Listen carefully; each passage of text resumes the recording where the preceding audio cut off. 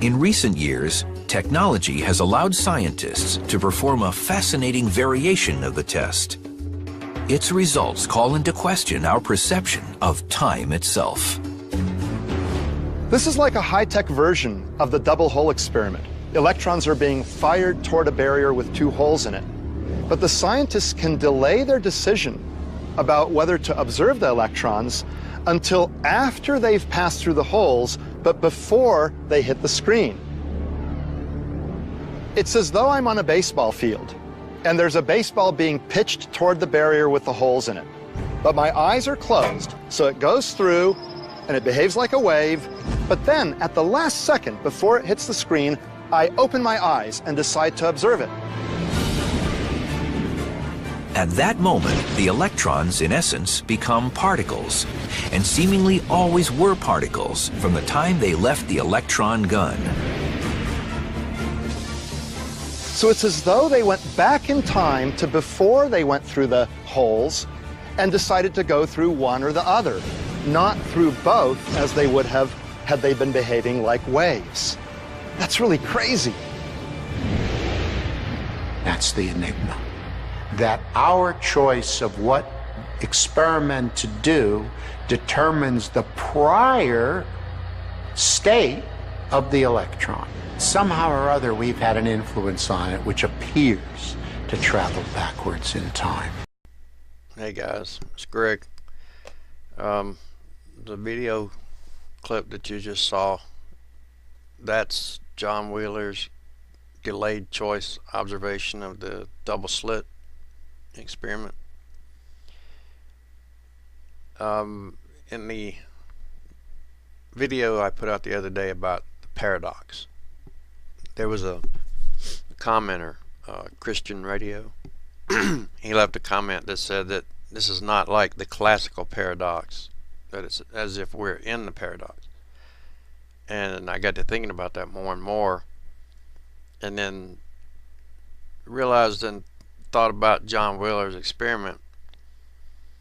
What happens is, during that delayed experiment, the delayed observation, after after the photon's made its choice, which in its natural state, unobserved, behaves as a wave, and once observed behaves as a particle. So now let me get this straight.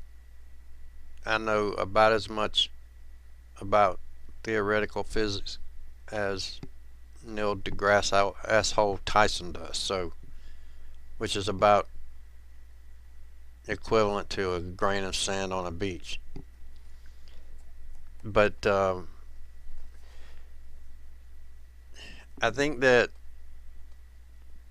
what that comment has a valid point, that whatever's happening during the Mandela Effect, whatever's causing these changes, is happening now. It's in the present, and it has the ability to retroactively back up and change as if it's never been that way. Sorry. The reason I think that rules out time travel, or any type of time travel, because of the classical paradox situation. Otherwise, we wouldn't even notice. We wouldn't know the changes. We wouldn't see them. Because if it's always been that way, then it's always been that way. The only way that we even know something's changed is because we have a different memory of what it used to be. So therefore, it has to be something happening either in the present or in the future. And I don't know if we're the observer. Something has to be observing it in order for it to change, because in its natural state it's going to act as a wave, which would even we wouldn't notice if everything went the way it's supposed to go. So time travel is not the issue here, I don't think. And uh, when you talk about like he said, the enigma is that these things are able to, they seem to have intelligence. And I think that reinforces the simulation theory, the holographic type theory. We are in some type of simulation. We are avatars. Our consciousness is outside of here, somewhere, wherever, I don't know. I'm just trying to, figure this thing out just like everybody else. I don't have the answers. I have no idea. I only go by what I see. And the people that don't see these changes, I don't know that if it's that they can't see them or they just don't care. I know my dad, he sees them. He knows this is happening, but it's not a top priority for him. He doesn't care why or how, or his priorities are conservative politics, firearms, and he was a reserve officer with the police department, so he loves police stuff and whatever. But I'm one of these people that need to know why things happen. It's just that way. Otherwise, I'd be just like them. I wouldn't care. Wouldn't be a priority.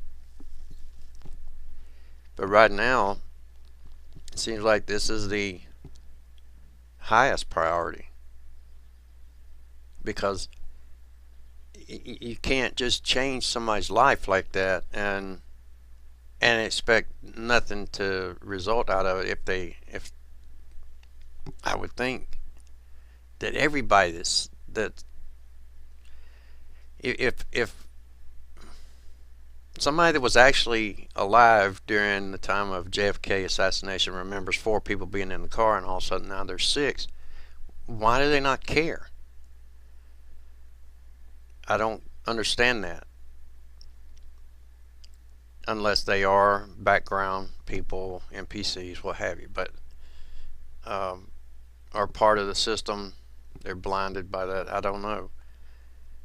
But as far as that particular experiment, the delayed choice observation, I think that kind of rules out the time travel deal. So whatever is happening is either happening now, in the present, or somewhere in the future, and everything's backing up. They don't know why it does that. That as you heard them say, that's the enigma. They don't know why. Maybe in the future they know why. I don't know. Right now we don't know. But I think this experiment could explain what's happening. So, just a few thoughts. I've got to head to the pharmacy and pick up some medication. I hate going to the pharmacy. There's always somebody in there that doesn't know how to cough into their sleeve, or just loves, and I'm not a germaphobe, but I don't like walking into a pharmacy with a bunch of sick people spreading germs everywhere. So anyway, all right, everybody have a good one, and please try to be good to everyone else.